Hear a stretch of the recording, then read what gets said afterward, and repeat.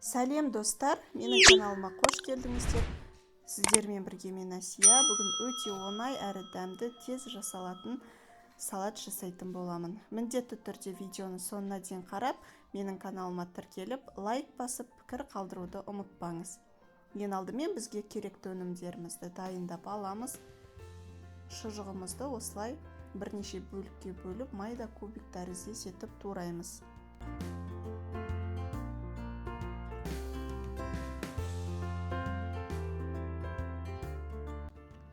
Мен екі тәрелкеге бөліп жасайтын боламын. Осылай барлығын кезек-кезегімен қойып шығамыз әсемдеп.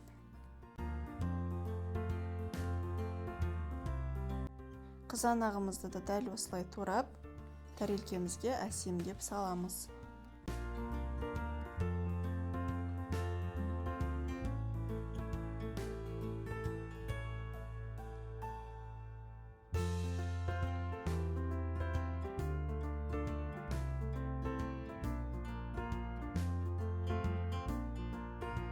Қиярымызды да бір келкі етіп турап, тәрелкемізге саламыз.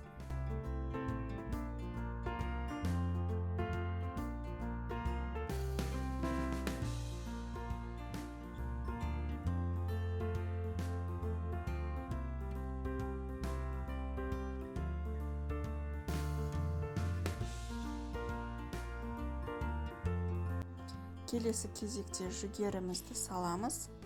3 ас қасықтан. Және де чипсымызды осылай майда етіп майдалап салып шығамыз.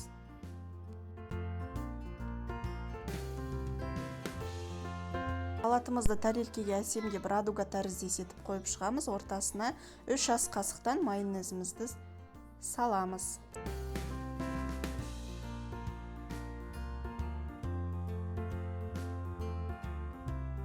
Үстіне укроп сеуіп қойсақ та болады. Өздеріңіздің қалауларыңыз бойынша.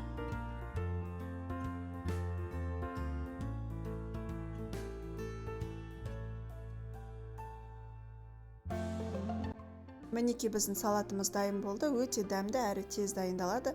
Қонақ келіп қалған кезде тез-тез дайындап дастархандарыңызға қойсаңыздар болады. Астарыңыз дәмді болсын.